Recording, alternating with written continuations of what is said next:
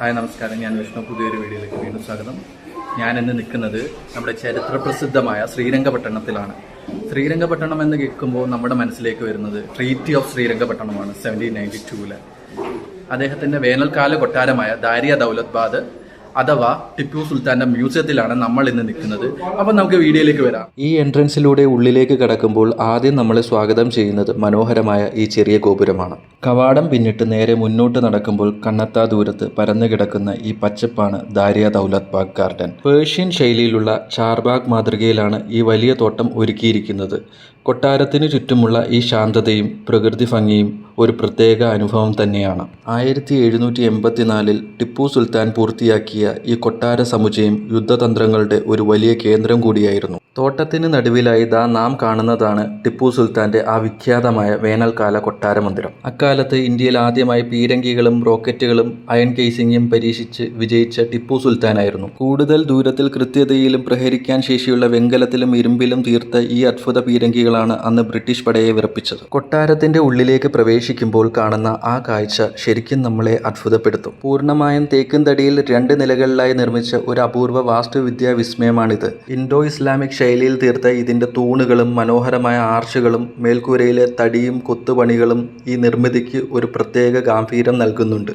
കൊട്ടാരത്തിന്റെ പുറത്തെ ചൂടൊന്നും ഉള്ളിലേക്ക് അറിയിക്കാത്ത തരത്തിൽ ഒരു പ്രത്യേക എയർ കൂളിംഗ് സ്ട്രക്ചറിലാണ് അക്കാലത്ത് ഇത് രൂപകൽപ്പന ചെയ്തിരിക്കുന്നത്. ഇതിന്റെ ചുവരുകളിൽ സ്വർണ്ണ നൂലുകൾ കൊണ്ട് പ്രകൃതിദത്ത ഛായങ്ങൾ കൊണ്ട് വരച്ചിരിക്കുന്ന മൈസൂർ പെയിന്റിങ്ങുകൾ കൊട്ടാരത്തിന്റെ ഉള്ളിൽ ഭംഗി ഇരട്ടിയാക്കുന്നു. 1799 4ാം മൈസൂർ യുദ്ധത്തിൽ ടിപ്പു സുൽത്താനെ പരാജയപ്പെടുത്തി ശ്രീരംഗപട്ടണ കോട്ട കീഴടക്കിയതിന്റെ ഓർമ്മയ്ക്കായി ബ്രിട്ടീഷ് ഈസ്റ്റ് ഇന്ത്യ കമ്പനി പ്രത്യേകമായി നിർമ്മിച്ച വെള്ളി മെഡലുകളാണിവ. വെള്ളി നാണയത്തിന്റെ രൂപത്തിലുള്ള ഇതിന്റെ ഒരു വശത്ത് ബ്രിട്ടീഷ് സിംഹം മൈസൂർ പുലിയെ കീഴടക്കുന്ന ചിത്രവും മറുവശത്ത് ശ്രീരംഗപട്ടണ കോട്ടയുടെ ചിത്രം വളരെ കൃത്യമായി കൊത്തിവെച്ചിരിക്കുന്നത് കാണാം. അക്കാലത്തെ രാജകീയ പ്രൗഢിയുള്ള മികച്ച ഇനം തേക്കിൻ തടിയിലും ഈട്ടിത്തടിയിലും തീർത്ത ഫർണിച്ചറുകളാണിവ. ശ്രീ രംഗനാഥ സ്വാമി ക്ഷേത്രത്തിന് ടിപ്പു സുൽത്താൻ സമർപ്പിച്ച ചരിത്രപ്രസിദ്ധമായ വെള്ളിപ്പാത്രമാണിത്.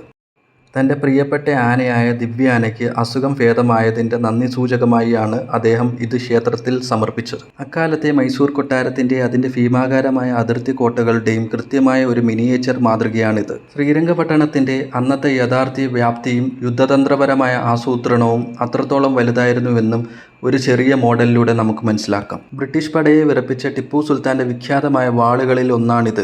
ഇതിന്റെ പിടിയുടെ ഭാഗത്ത് അദ്ദേഹത്തിന്റെ പ്രിയപ്പെട്ട അടയാളമായ പുലിയുടെ രൂപം അതിമനോഹരമായി കൊത്തിവെച്ചിട്ടുണ്ട്. ടിപ്പു സുൽത്താൻ അക്കാലത്ത് ഉപയോഗിച്ചിരുന്ന തനത് പനയോല തൊപ്പിയും രാജകീയ പ്രൗഢി വിളിച്ചെത്തുന്ന പട്ടുവസ്ത്രങ്ങളുമാണിത്.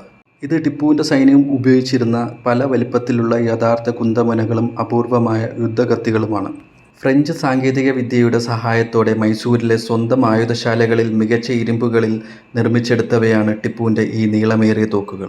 ദാരിയ ദൗലത്ബാദിൽ ഈ കാഴ്ചകൾ അവസാനിക്കുന്നത് മൈസൂരിലെ പുലി എന്നറിയപ്പെടുന്ന ടിപ്പു സുൽത്താന്റെ ഈ മനോഹരമായ ചിത്രത്തോടെയാണ്. സാമ്രാജ്യത്വ ശക്തികൾക്കെതിരെ സ്വന്തം മണ്ണിൽ നിന്നുകൊണ്ട് സമാനതകളില്ലാതെ പോരാട്ടം നയിച്ച വീരനായ ഒരു ഭരണാധികാരിയായിരുന്നു അദ്ദേഹം. തൻ്റെ യുദ്ധതന്ത്രങ്ങൾ കൊണ്ടും ഭരണപരിഷ്കാരങ്ങൾ കൊണ്ടും ചരിത്രത്തിൽ മുദ്ര പതിപ്പിച്ച ടിപ്പു സുൽത്താന്റെ ഓർമ്മകൾ വാനോളം ഉയർത്തിപ്പിടിച്ചുകൊണ്ട് നമ്മൾ ഈ യാത്ര ഇവിടെ അവസാനിപ്പിക്കുന്നു. അടുത്ത ഒരു വീഡിയോയുമായിട്ട് വീണ്ടും കാണാം. This is Vishnu signing out.